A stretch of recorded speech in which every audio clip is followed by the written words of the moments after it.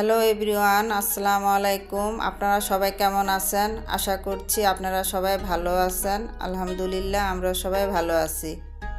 Shirin daily ব্লগে সবাইকে স্বাগতম। প্রতিদিনের মতো আজও একটি নতুন ভিডিও নিয়ে আপনাদের মাঝে হাজির হয়ে গেলাম। আশা করছি আমার আজকের ভিডিওটি আপনাদের খুবই ভালো লাগবে। তো খুব সকালে ঘুম ভেঙে গেছে কোকিলের ডাক শুনে। তো খুব ভোরে তো আমি এমনিতেও উঠি, তো আজকে কোকিলের ডাক শুনে খুবই ভালো লাগছে। আর বাহিরে বইছে ফাল্গুনী বাতাস। তো আপনাদের সবাইকে ফাল্গুনের শুভেচ্ছা দিয়ে আজকের ভিডিওটি আমি শুরু করছি। তো প্রতিদিন সকালে উঠে আমি আগে ঘরের জানলাগুলো খুলে দিই।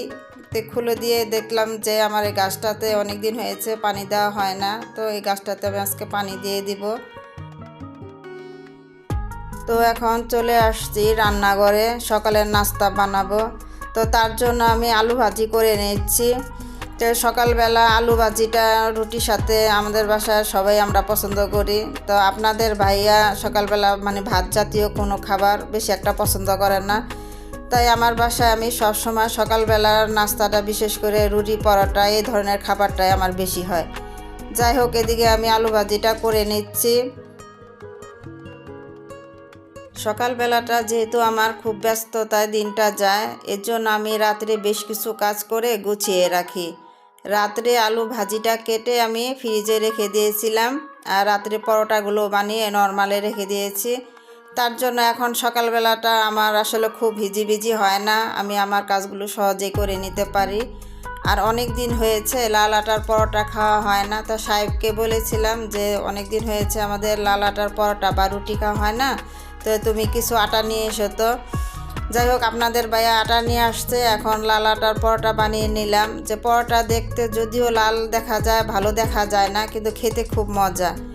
যাই হোক, সকালবেলা এদিকে আমি রান্নাঘরে কাজগুলো করছি, এর মাঝে কিন্তু আমি আমার ছেলেকেও ডাকছি, সাহেবকেও ডাকছি। যাই হোক, ছেলেকে ডেকে এসে এখন আমি ডিম পোস্ট করে নিচ্ছি। ছেলে এদিকে রেডি হচ্ছে। ভিডিওর এ পর্যায়ে এসে বরাবরের মতো আজকেও আমি আপনাদের রিকোয়েস্ট করব, যারা এখনও আমার ভিডিওতে একটি লাইক দেননি, প্লিজ একটি লাইক দিয়ে দিবেন। আর ভিডিও রিলেটেড একটি হেলদি কমেন্টস করে দিবেন তখনই যখন আমার ভিডিওটি আপনাদের কাছে খুবই ভালো লাগবে। আর এই ধরনের লাইফস্টাইল ব্লগ যদি দেখতে পছন্দ করেন, তাহলে অবশ্যই আমার চ্যানেলটিকে সাবস্ক্রাইব করে আমার পাশে থাকবেন। সকালবেলা নাস্তা এখন টেবিলে দিয়ে দিলাম, তো সবাই একসাথে বসে খেয়ে নেব। যেহেতু ছেলের ভার্সিটির গাড়ি চলে আসে, তো ওকে তো ঠিক সময়ে ঘর থেকে বের হতে হয়। আর আমার সাহেবের অফিসটা বেশ কিছু দূরে, তো তার জন্য তারও সময় নিয়ে বের হতে হয়। যাই হোক, এর জন্যই সকালবেলাটা তাড়াহুড়া হয়ে যায়। যতই আমি রাত্রে বেশ কিছু কাজ গুছিয়ে রাখি না কেন, সকালবেলাটা খুব তাড়াহুড়ার মধ্যেই আমার এলোমেলো হয়েই যায়। যত গুছিয়ে রাখি না কেন তার মাঝেই এলোমেলো হয়েই যায়। যাই হোক, সবাই একসাথে বসে নাস্তাটা করে নিয়েছি। এখন সুন্দর করে আমি টেবিলটা গুছিয়ে নিব। তো গোছানোর আগে টেবিলটার মধ্যে যে আমার প্লেট গ্লাসগুলো, ওগুলো তো সরাতে হবে। যাই হোক, এগুলো এখন আমি সিঙ্কে রেখে দেব। তো এখন ছেলে ভার্সিটিতে যাচ্ছে। তো ভার্সিটিতে যাওয়ার সময় সবসময় আমি ছেলেকে এগিয়ে দেই। যাওয়ার সময় জিজ্ঞেস করি তুমি দরকারি জিনিসগুলো নিচ্ছ কি না, যেহেতু ভার্সিটি অনেক দূরে, তো আসার অপশন নেই। তো যাওয়ার সময় সবসময় এগুলো খুব খেয়াল করে দেখিয়ে দেই যে নিচ্ছে কি না। যাই হোক, ছেলেকে বিদায় দিয়ে এখন আমি আমার ঘর সংসারের কাজগুলো করে নেব। তো তার জন্য আমি সকালে যে নাস্তা করেছি সবাই একসাথে বসে, তো টেবিলটা সুন্দর করে ক্লিন করে নেব। তো টেবিলটা সুন্দর করে ক্লিন করে নিলে না আসলে আমার কাছে খুবই ভালো লাগে। এলোমেলো আসলে আমি থাকতে পারি না। সবসময় নাস্তা করার পর যে কোনো খাবারের পর আমি টেবিলটা সুন্দর করে গুছিয়ে নিই। তো টেবিলটা গুছানো হয়ে গেলে আমি ঘরে আরও বেশ কিছু কাজ আছে, ওগুলো আমি করে নেব।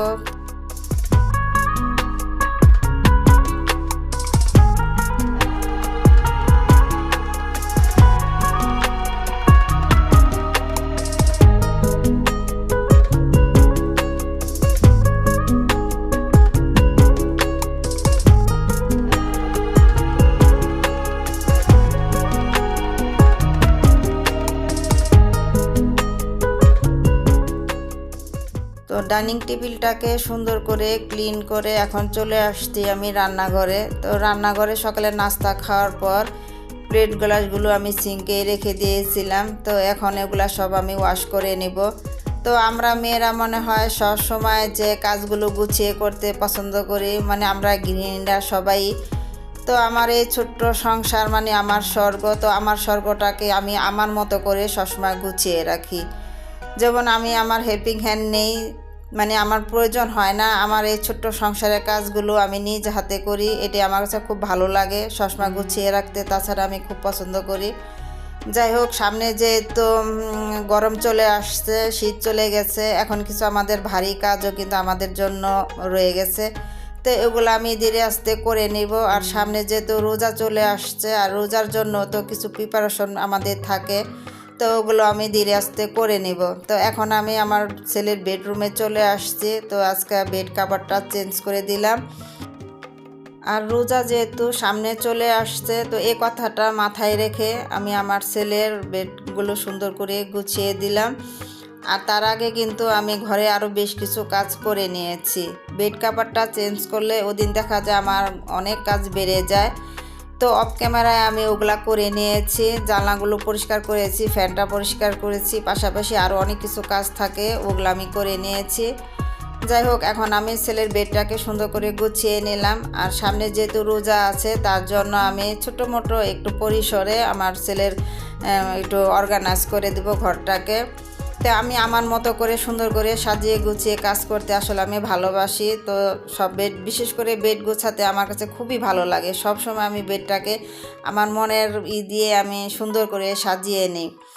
যাই হোক, আর আমার ছেলের রুমটাতে যেহেতু ফার্নিচারগুলো একটু কালো টাইপের, যে খাটটা আমি করতেছি গোছাচ্ছি, এই বেডটা কিন্তু আমার তেঁতুল বিচির যে একটা কালার হয় না, ওই কালারটা। তো সব সময় হালকা ধুলা পড়েই থাকে, মানে অল্পতেই মনে হয় যে অনেক ময়লা পড়ে থাকে। তো সব সময় আমি এগুলা ক্লিন করে রাখি, আর মুছে দিলে দেখতে আসলে ভালো লাগে। তা মোছার কিছুক্ষণ পরেই মনে হয় আবার হালকা ধুলা পড়েই গেছে। যাই হোক, এইভাবেই সুন্দর করে আমি আমার স্বর্গটাকে গুছিয়ে রাখি।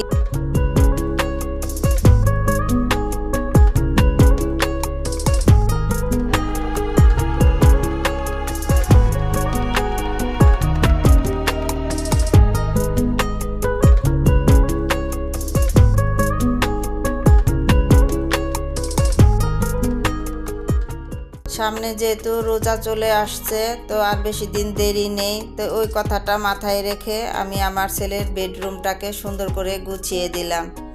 আমরা কিন্তু সব সময় কোরআন শরীফ, নামাজ শিক্ষা বইগুলা, মানে কোরআন শরীফ সবসময় উচ্চ স্থানে রাখি। তো আজও আমি ওইভাবেই রেখে দিলাম। যেহেতু সামনে রোজা চলে আসছে, শুধু যে রোজা চলে আসছে তার জন্য কিন্তু না, আমরা তো নামাজ যেভাবে যতটুকু জানি সবাই আমরা পড়ি।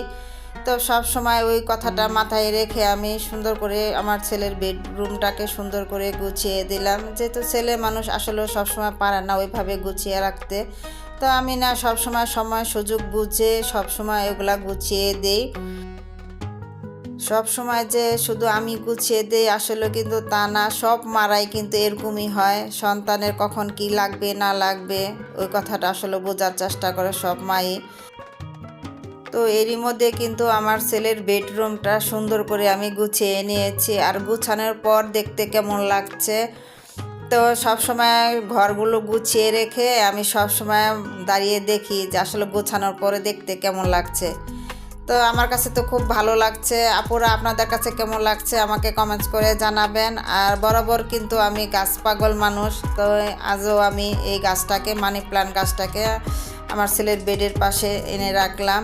তো সবসময় আমি চেষ্টা করি গাছগুলো দিয়ে ঘর সাজাতে। এর মধ্যে কিন্তু আমি ঘর ঝাড়ু দিয়ে ঘরটাকে মুভ করে ফেলছি।